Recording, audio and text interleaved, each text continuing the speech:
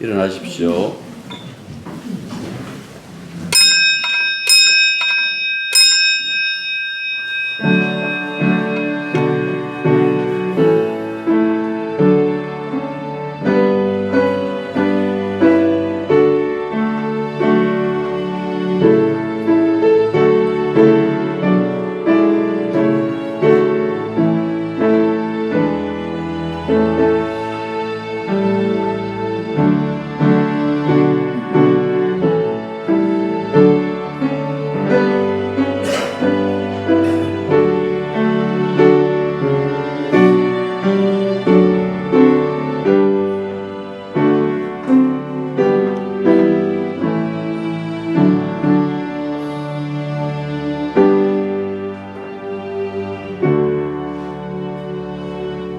아버지 하나님, 봄을 기다렸든지 기다리지 않았든지, 봄을 좋아하든지 싫어하든지 상관없이 어김없이 하나님이 정한 때에 봄이 찾아왔습니다. 주님 다시 오시는 것도 마찬가지인 것을 잊지 말게 해 주십시오. 기다리든지 기다리지 않았든지, 좋아하든지 미워하든지 상관없이 반드시 그 약속은 지켜진다라는 그 말씀 앞에 저희들 겸손하게 머리 조아리며 주님 생각하는 이 시간을 온전한 예배로 드릴 수 있도록 역사하여 주시기만 간절히 바라고 합니다. 이 시간 저희들과 함께 하셔서 사람들의 그 모임이 아니라 주의 영이 함께하며 주의 영의 인도하심으로 말미암아 온전히 하나님 앞에 예배드릴 수 있는 시간이 되게 주님께서 친히 역사하여 주시옵소서. 예수님 이름으로 기도드립니다. 아멘. 자, 하나님 말씀은 신약 골로새서 1장 24절부터 29절까지입니다. 나는 이제 너희를 위하여 받는 괴로움을 기뻐하고 그리스도의 남은 고난을 그의 몸된 교회를 위하여 내 육체에 채우노라. 너희가 너희의 일꾼이 된 것은 하나님이 너희를 위하여 우리에게 주신 직분을 따라 하나님의 말씀을 두려워하리라. 이 비밀은 만세와 만대로부터 감추었던 것인데 이제는 그의 성도들에게 나타났고 하나님이 그들로 하여금 이 비밀의 영광이 이방인 가운데 얼마나 풍성한지를 알게 하려 하십니다. 이 비밀은 너희 안에 계신 그리스도시니 곧 영광의 소망이시라. 우리가 그를 전파하여 각 사람을 구원하고 모든 지혜로 각 사람을 가르침은 각 사람을 그리스도 안에서 완전한 자로 세우려 함이니 이를 위하여 나도 내 속에서 능력보다 역사하신 너희의 역사를 따라 힘을 다하여 성공하노라. 지난 시간 우리가 같이 읽어본 대로 바울 사도는 자신을 복음의 일꾼이라고 이렇게 지칭했습니다. 그가 전한 복음은 그리스도의 육체적 죽음, 곧 십자가의 죽음을 통한 하나님과의 화해죠. 하나님은 그리스도 예수 안에 있는 자들이 전에 하나님의 생명을 떠나 마음으로 원수되었던 일들을 깡그리 잊어주시고 이제 그리스도 안에 있는 그들을 거룩하고 흠없고 책망할 것이 없는 자들로 여겨주신다고 했습니다. 이 복음은 이전에 그 어떤 것에도 일어나지 않는 구속의 위력을 나타냈습니다. 모든 피조물을 대상으로 한 이 복음의 비밀을 받은 사도는 그리스도의 몸된 교회의 일꾼이 되어 무엇 하나라도 덧붙일 필요가 없는 그 완벽한 십자가의 복음을 들고 천하 만민에게 다니며 전파했다라고 그렇게 얘기를 하고 있습니다. 바울 사도가 자주 간증하듯이 그가 사도가 되고 이 복음 전도자가 된 그 일은 그를 부르시고 구속하신 그리스도 예수의 요구였다라고 그렇게 말하고 있죠. 주님은 율법의 의를 붙들고 사는 그를 불러 십자가로 주어지는 하나님의 의를 알게 하여 복음의 일꾼을 삼았다 하고 성경은 우리들에게 전달해 주고 있습니다. 그러니까 하나님을 향한 인간의 열심을 기반으로 하는 율법의 의와는 달리 예수 그리스도의 죽음인 십자가로 말미암은 하나님의 의는 근원이 다른 만큼 결과도 달랐어요. 율법의 의를 얻기 위하여 인간의 행동이 마치 이 멘틀의 영향으로 지각판이 움직이며 화산 활동과 지진 활동이 일어나는 것처럼 각종 문제를 일으킨 것을 우리가 성경을 통해서 또한 볼 수 있었어요. 한 예로 호렙산에 올라 하나님의 말씀을 받아온 모세조차도 율법의 의를 충족하지 못해 가나안에 들어갈 수 없었다라는 이 사실은 우리가 두고두고 주목해야 될 그 사건이다라는 그 말씀입니다. 그래서 모세는 자기와 같은 선지자, 다시 말해서 출애굽을 이끌고 호렙산에서 하나님과 이스라엘 사이에서 중보자가 되어 백성을 살렸던 바로 그 역할을 하실 분이 미래에 올 것이라고 그렇게 예언을 합니다. 그게 신명기 18장인데요. 내 하나님 여호와께서 너희 가운데 내 형제 중에서 너를 위하여 나와 같은 선지자를 하나 일으키시리니 너희는 그의 말을 들을지니라. 15절과 18절에 반복할 만큼 이 부분에 대해서 설명하고 있습니다. 너희 가운데 내 형제 중에서라는 이 말은 이스라엘 중에 장차 종말의 모세가 온다라는 그 말씀이겠죠. 하나님과 이스라엘의 중보자 모세가 바로 종말의 중보자는 성경은 그렇게 얘기를 하죠. 하나님의 아들이신 예수 그리스도다. 누가복음이든 사도행전이든 이 말씀을 가지고 끊임없이 우리들에게 얘기를 해주고 있는 거예요. 예를 들어가지고 요한복음 5장에 보면 주님께서 이렇게 말씀하세요. 모세를 믿었더라면 또 나를 믿었으리니 이는 그가 내게 대하여 기록하였음이라. 도대체 모세가 예수님에 대해서 무엇을 기록했을까요? 그것은 바로 우리가 읽었던 대로 나와 같은 선지자, 종말의 모세가 등장할 것이다. 그가 새로운 출애굽을 이끌 것이다. 그가 하나님과 너희 사이에 중보자가 되어 너희를 살릴 것이다 라는 그 말씀이 바로 예수님을 향한 말씀이었다라고 그렇게 해석해 주고 있는 거예요. 그래서 히브리서 1장에 보면 이 종말에는 아들을 통해서 하나님께서 우리들에게 말씀하시고 아들을 통해서 우리를 구원하셨다라고 그렇게 얘기를 하고 있죠. 그래서 이 예수 그리스도의 순종은 완전한 순종이에요. 모세의 순종과 다르다라는 그 말씀입니다. 여러분들 모세 생각해 보십시오. 그 스네 이 광야에서 하나님 부르실 때 뭐라고 얘기를 합니까? 계속 거부했어요. 보낼 사람 보내십시오. 난 말이 어눌해갖고 그 하다가 하나님께서 결국은 짜증 내시면서 너 형이 말을 잘 하지 않느냐 하면서 그렇게 얘기를 한다고요.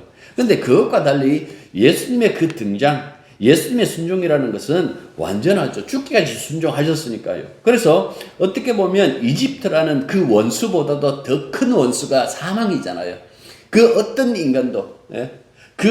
인간도 피할 수 없는 그 사망으로부터 그 탈출, 그 출애굽, 그 흑암의 우리가 읽었던 이 본문에서는 흑암의 권세에서 하나님 아들의 나라로 이동했다. 13절과 14절 보십시오. 그렇게 돼 있죠. 그러니까 새로운 출애굽, 더 큰 출애굽을 이루셨다라는 그 말씀입니다. 그래서 이 사도는 그 얘기를 해요. 하나님의 모든 약속은 아들의 십자가의 피로 말미암아 다 이루셨다. 이걸 갖고 복음이다라고 이렇게 얘기를 해요. 그래서 바울은 이 복음이 만물을 새롭게 한다라고 그렇게 얘기를 해요. 그런데도 이 복음을 외면하죠. 그리고 인간의 열심을 계속해서 부추기고 있죠. 이단들이나 인간의 어떤 행함의 가치를 두는 사람들의 그 특성을 가만히 보시면 그 요구에 항상 육체성이 있어요. 네 육체를 주고 네 영을 구원하라. 이 전형적인 그 이단들의 술수예요.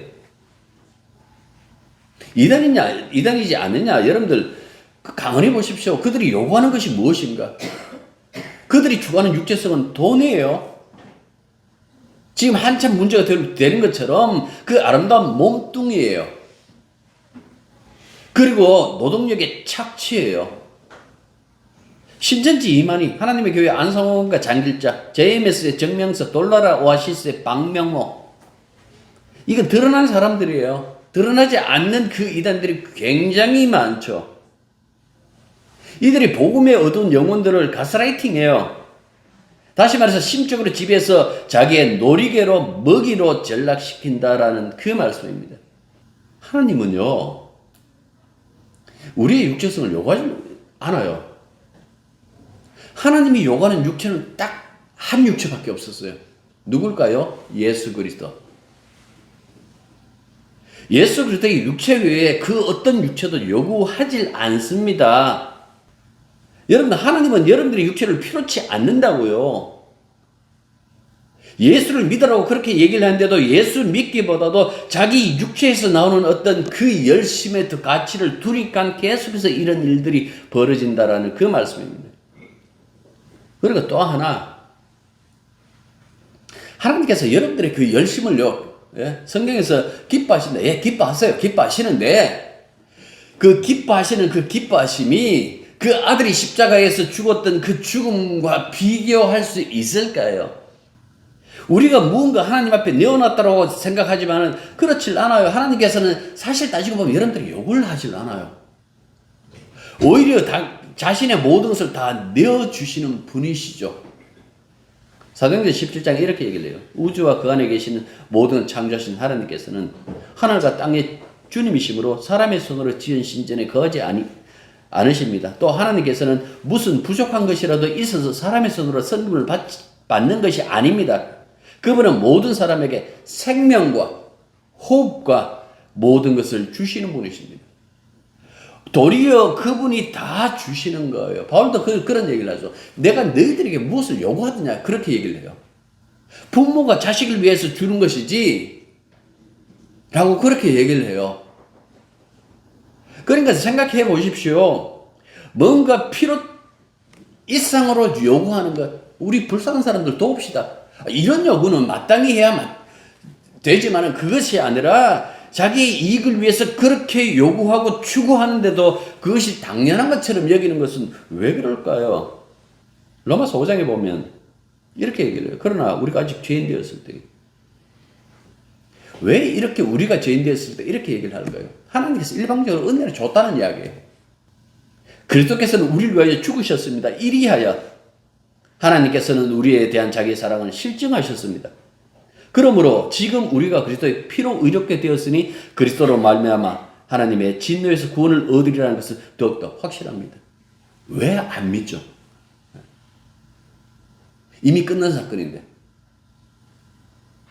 이미 여기에 덧붙일 것이 하나도 없는데도 예수 믿으라 하는데 그 예수를 믿질 못하는 거예요. 교회는요, 교회의 일꾼은 이 십자가의 복음을 증거하고 전파하는 그 역할을 해야 되는 거예요. 그 어떤 환난과 고난이 있다 할지라도 이 복음만 전해야 되는 것이 바로 교회예요. 오늘 우리가 읽었던 24절 보십시오. 바울은 이렇게 말합니다. 나는 이제 너희를 위하여 받은 괴로움을 기뻐하고 그리스도의 남은 고난을 그의 몸된 교회를 위하여 내 육체에 채우노라. 사도가 얘기하는 건 그거예요. 교회를 위하여 그리스도와 함께 그리스도가 받던 그 고난에 참여한다라는 것을 나는 기뻐한다. 그런 뜻이에요. 예. 바울이 갈라디아서에서 이런 말을 해요. 만일 자신이 율법을 따라 할례를 주장했더라면 사람들이 이렇게까지 나를 핍박했을까? 받게 했을까? 이게 비현실적 가정문이지만은 정말 그렇게 했더라면 밖에는 안 받았을 거예요. 그런데 그렇게 얘기를 합니다. 십자가가 걸림돌이 되지 않았을 것이다 라고 얘기를 했어요. 십자가가 걸림돌이 되는 것이 복음인데, 이 걸림돌은 원래 함정, 당황하잖아요. 당황의 원인, 혹은 붕괴와 저항을 유발하는 자극적인 것을 가리켜요. 십자가가 걸림돌 되는 것은 바울신학의 본질이에요. 왜 그리스도의 죽음, 이 십자가의 복음이 사람들에게 걸림돌이 될까요? 이건 고린도전서 1장에 보면 그 얘기를 해요. 이 십자가의 복음이 유대인에게나 이방인에게 모두에게 걸림돌이라는 그 얘기를 해요. 왜 그럴까? 여러분, 한 가지예요. 인간의 모든 수고, 인간의 모든 열심이 부정당해버려요. 십자가의 복음. 오직 여기 예수님의 그 충성, 예수님의 그 헌신, 그것으로만 구원된다고 주장하기 때문에 구원받는 당사자의 선행이 부인된다고요. 예? 오직 예수님의 피로만 구원된다고 주장하기 때문에 그렇다라는 그 말씀입니다. 우리가 예수 믿는다라는 것은 우리 행위의 가치를 하나님께서 매기시지 않는다라는 뜻이거든요. 그런데 얼마나 인간은 자기 위주로 살아가요. 내가 이렇게 착하게 살았는데, 내가 이렇게 열심히 살았는데, 내 현상에, 내 삶에 어떤 문제가 벌어지면 항상 불평부터 나오잖아요. 내가 어떻게 살아왔는데 이때까지. 예수님의 보혈로 십자가의 피로 말미암아 우리가 구원받는다라는 것은 우리가 지금까지 살아왔던 그 모든 삶에 대해서 무효화시키는 거예요. 예수 믿는 사람들은 기본적으로 자기가 자기를 구원하려는 것을 포기한 사람이에요.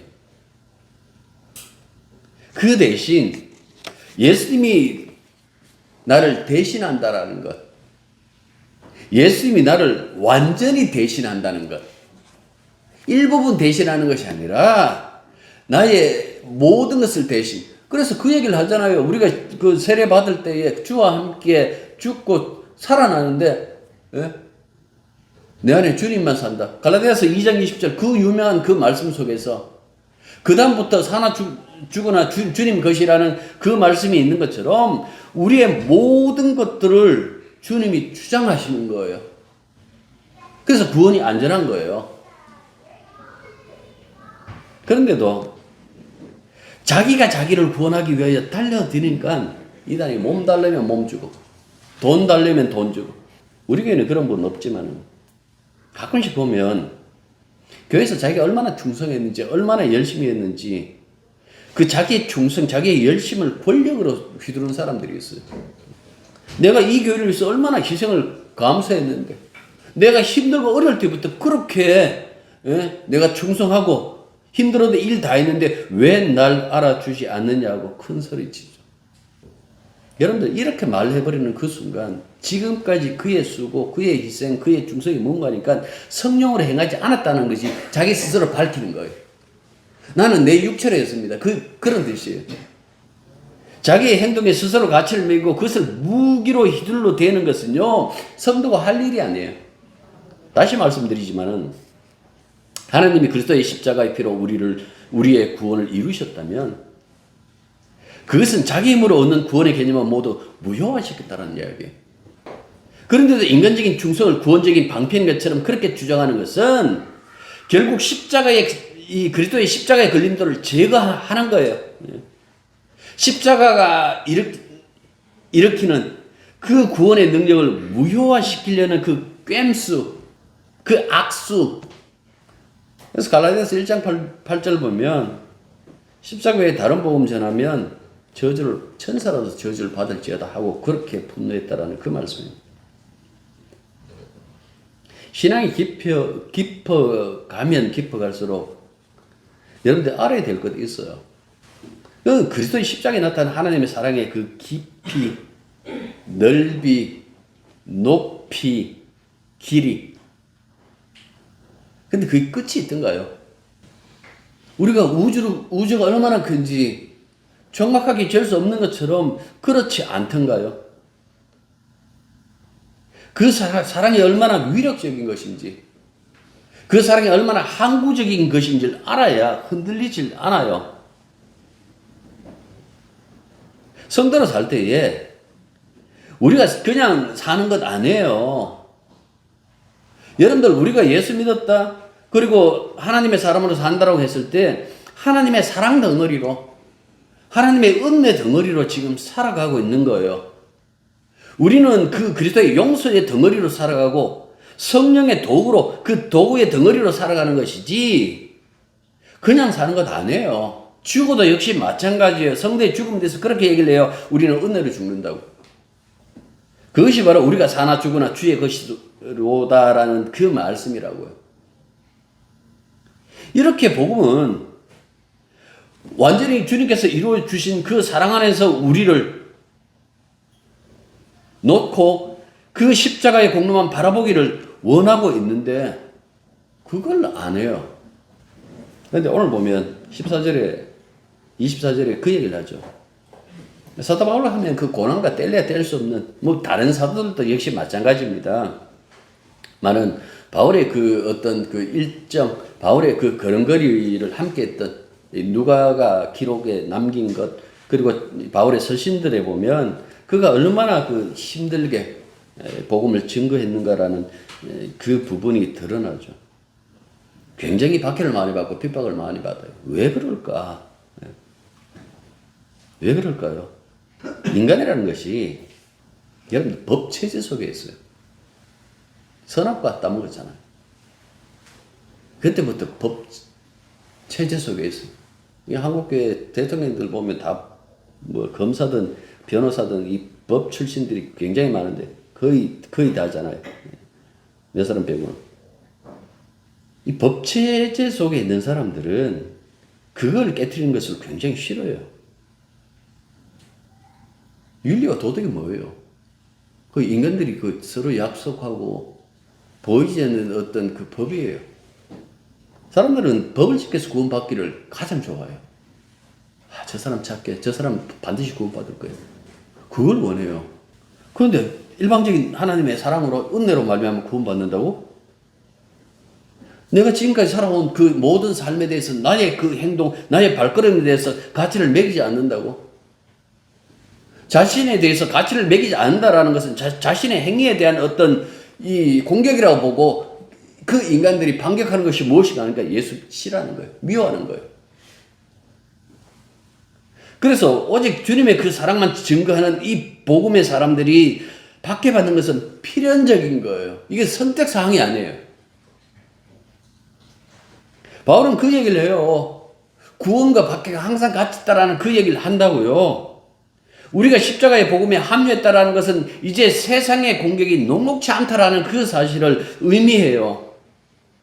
이거는 주님의 입에서부터 나오죠. 내가 아버지의 말씀을 그들에게 주었사오매 세상이 그들을 미워하오니. 여기서 그들은 당신의 제자들이에요. 그는 현재의 제자이기도 하고 또한 미래의 당신의 제자이기도 한 우리들의 교회예요. 그래서 이는 내가 세상에 속하지 아니함 같이 그들도 세상에 속하지 아니함으로 인함이나이다.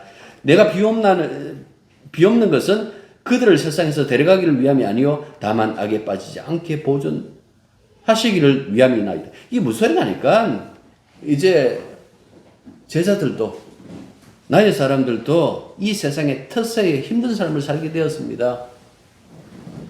그들이 악에 빠지지 않도록 보호해 주십시오. 악에 빠진다라는 것이 무엇일까요? 주님 포기하는 것. 예수 믿는 사람들이 환난과 이 박해를 받는다라는 것은 오늘 우리가 읽었던 이 요한복음 17장의 이 말씀처럼 세상에 우리가 속하지 않는다라는 그 말씀이잖아요. 그걸 보여주는 것이 바로 환난과 박해예요. 예수가 당하신 박해를 교회가 당하고 교회가 당하는 그 박해를 예수님도 함께 겪는다라는 것이 오늘 우리가 읽었던 이 골로새서 1장의 이 말씀들이에요. 왜 함께 당할까요? 몸과 머리의 관계이기 때문에. 그리스도 교회는 하나의 운명 공동체예요. 그래 함께 움직인다라는 그 말씀입니다. 근데 이게 굉장히 정말 안정적인 복인데요. 이 복 안에 있는 이 복과 함께 무엇이 오는가 하니까 성도들이 겪어야 하는 그 아픔, 고난, 박해들이 온다라는 그 이야기입니다. 제가 읽어볼게요. 찬송하리로다.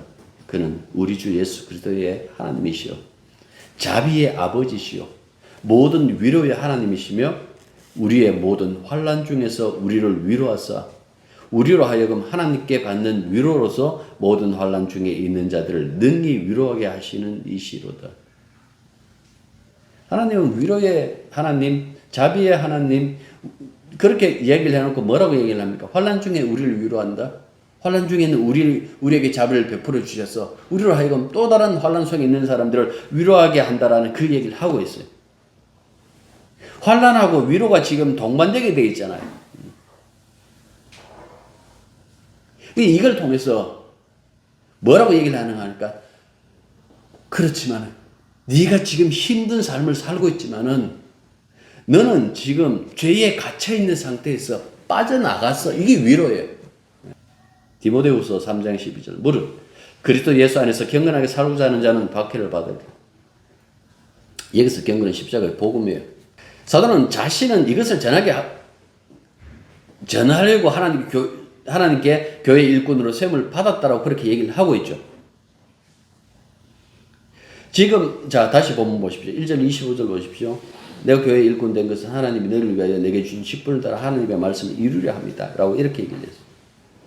이거는 여러분 잘 보셔야 돼요. 주님이 이루지 못한 하나님의 말씀이 사도를 통해서 이룬다. 그 말 아니고 예. 십자가 복음을 완전하게 전하게 하려고 주님이 자신에게 직분을 주고 위탁하고 계획하신 그 주님의 계획에 따라서 자신이 수고한다. 29절 보십시오. 이를 위하여 나도 내 속에서 역사하신 이의 역사를 따라 힘을 다하여. 그러니까 보십시오. 지금 여기서 보면 자기 힘으로 하는 것 아니다. 내가 내 능력으로 하는 것 아니다. 내 안에서 역사하시는 성령에 의해서 내가 지금 그분이 이끄시는 대로 이렇게 하고 있다라는 이 부분을 말씀해 주고 있죠. 그런데 이 일이 우리가 생각하는 여러분들이 얼마만큼 참 많은 이 부흥사를 통해서 어떻게 보면 사기를 당했는 것인데 돈 많이 갖다 바쳤잖아요. 뭐라고 얘기를 합니까? 여러분들이 충성하면 하나님께서 여러분들의 모든 길을 평안하게 해주고 이 세상에서 잘 되고. 여러분들 성경 안에서 그런 사람이 있던가요? 이들이 죽기까지 충성 다 했는데 이들이 현 세상에서 여러분들 누리던 자들이 있던가요? 뭐 요셉 이야기하고 다니엘 이야기하는데 그거는 그렇지 않다라는 얘기를 아마 제가 구약을 하든 신약을 하든 참 많이 또 얘기를 했을 겁니다. 이런 말씀 속에서 여러분들 한번 가만히 이렇게 지켜보십시오. 도대체 우리가 할 일이 뭔가? 왜 내게 이런 힘들고 어려운 일들이 올까? 사도 바울은 선교하는 자신의 사역을 예수 그리스도의 죽음을 몸으로 경험한 일, 이걸 갖고 그리스도의 충만이라 그렇게 얘기를 해요. 사방으로 죄어 오는 그 압박, 수도 없는 박해, 거꾸로 뜨림을 당했다고 그렇게 얘기를 해요. 그래서 바울은 항상 자기가 그런 얘기를 해요. 자기는 이 사역을 통해서 예수의 죽음과 생명을 한꺼번에 체험한다라고. 고린도후서 11장에는 자신이 받은 온갖 고난의 박해를 간증했죠. 옥에 갇히기를 여러 번 매도 수없이 맞고 여러 번 죽을 뻔했고 3번 파산하였는데 일주일을 깊은 바다에 지냈으며 여행하면서 겪어야 했던 자연과 사람의 위험, 이방인이든 동족이든 모두 위협의 대상이었다. 그 과정에서 자지도 못하고 줄이며 목마르고 여러 번 굶고 춥고 헐벗었다고. 그런데 이걸 뭐라고 얘기를 하는 거예요? 예수님의 고난, 예수님의 죽음과 예수님의 생명을 한꺼번에 증명하는 일이었다라고 그렇게 얘기를 했어요. 고린도후서 4장 10절 우리가 항상 예수의 죽음을 몸에 짊어지면 예수의 생명이 또한 우리 몸에 나타나게 하려 합니다. 자기의 어떤 그 지금까지 삶에 대해서 이렇게 요약을 했어요. 예수의 죽음을 역사하는 그 사도들의 삶이나 예수의 생명의 역사는 교회와 별개가 아니에요. 예수는 교회의 모퉁이 머릿돌이고 사도는 터고 그 위에 교회가 세워졌기 때문에 그렇다라는 그 말씀입니다. 그렇다면 교회도 역시 마찬가지죠. 예수의 죽음과 생명이 함께 역사해야 그것이 교회예요. 수많은 사람들이 모였다고 그 교회가 되는 것이 아니라 예수의 죽음과 생명이 함께 역사해야만 교회로 인정한다라는 그 말씀입니다. 편한교회 참 많은데 복 받는다는데 참 많은데 왜 굳이 우리가 이 길을 가야 될까? 왜 가야 될까요? 5예배 때마다 이제 시편 계속해서 보고 있는데 90편에 그 모세의 하나님의 사람 모세라고 이렇게 되어 있어요. 아마 그 모세가 기록했다라면 가장 오래된 시편이겠죠. 거기 보면 이렇게 얘기를 해요. 하나님에게는 천년도 하루 길게 보면 하루다. 하루도 아니죠. 그만큼 하나님에게 영원하신 하나님에게 천년도 아무것도 아니다라는 그 얘기. 밤의 한 순간 같다고 그렇게 얘기를 하죠. 근데 우리 인생은 천년도 아니에요. 70이고 건강하면 80. 뭐 지금 시대 바꿔갖고 그러면 80이고 건강하면 100세 이렇게 해보죠. 그런데 그것을 뭐라고 얘기를 했는가 하니까 한순간 그랬어요. 날아가는 것 같다라고 그렇게 표현했어요. 이 빠름, 이 잠깐, 이 영원처럼 흘러가는 이 시간 속에 잠깐, 이 잠깐의 의미가 있을까요? 여러분들 이 잠깐의 의미가 생겨요. 언제? 창세기 4장에. 아벨이 믿음을 지키다가 형 가인에게 맞아 죽는 그 잠깐의 삶. 아벨의 이름이 뭔가 하니까 그냥 요 정도의 혹은 덧없음. 그 이름대로 잠깐 살다 죽었어요. 그런데 하나님께서 그 잠깐 안에 영혼을 담아내버리시는 거예요.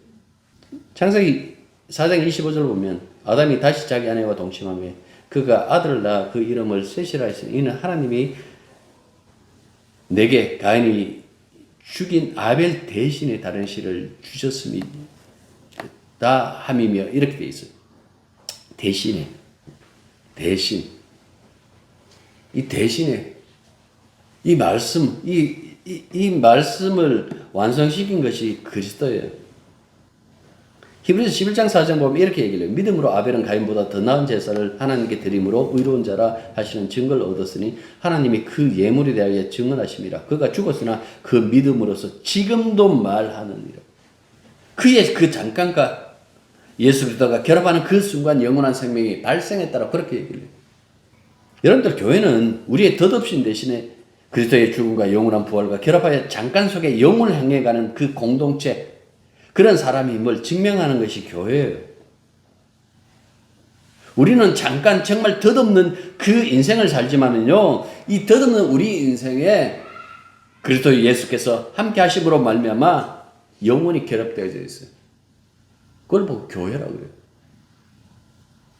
교회 일꾼은 이 이야기 하는 거예요.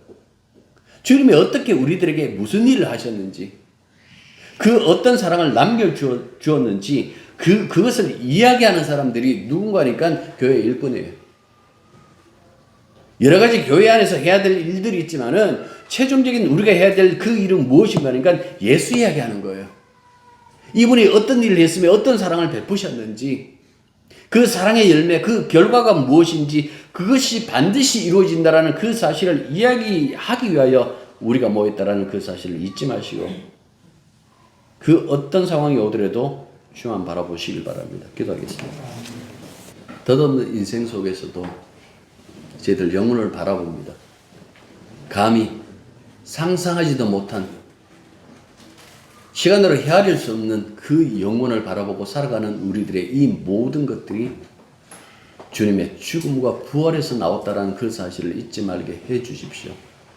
세상을 향해서 이 완벽한 복음, 더 붙일 것 하나 없는 이 복음, 이 복음에 매달려 있으며 이 복음을 증거하는 저희들 되게 도와주시며, 복음 때문에 당하는 고난과 박해조차도 하나님의 생명을 누리는 또 다른 모습인 것을 인정하며 끝까지 포기하지 않고 오직 복음만 붙들고 살아갈 수 있도록 주님이 늘 우리에게 은혜도 주시고 주님이 친히 인도하여 주옵소서. 예수님 이름으로 기도드립니다. 네, 이 시간 우리 유치부에서 선구율동 합니다. 자리요. 네.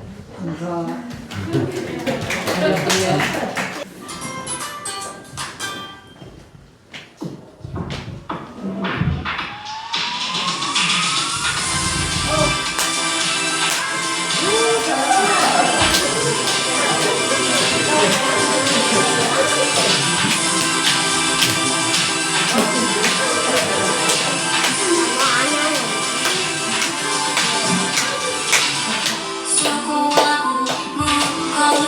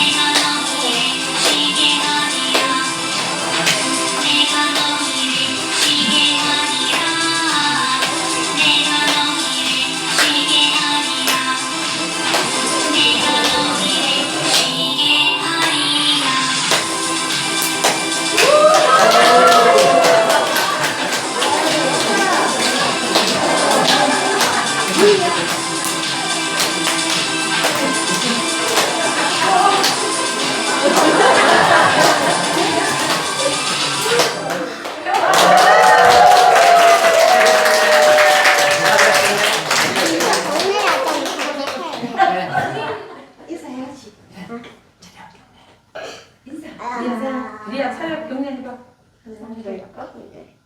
리아 인사. 차렷 경례. 차렷 경례.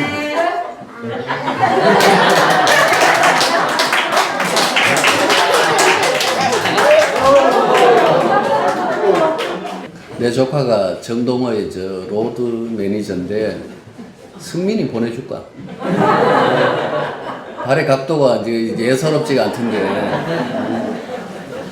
이제는 우리 주 예수 그리스도의 은혜와 하나님 우리 아버지의 크신 사랑과 성령의 교통하심과 교제하심이 진실로 하나의 복음, 완벽한 그 하나의 복음만 의지하고 믿고 따르는 당신의 자녀들과 특별히 우리 유치부 그 어린 생명들의 그 율동을 통해 영광 받으시는 그 하나님의 그 사랑이 그들의 일평생에 늘 그들의 앞길에 펼쳐지길 축원합니다.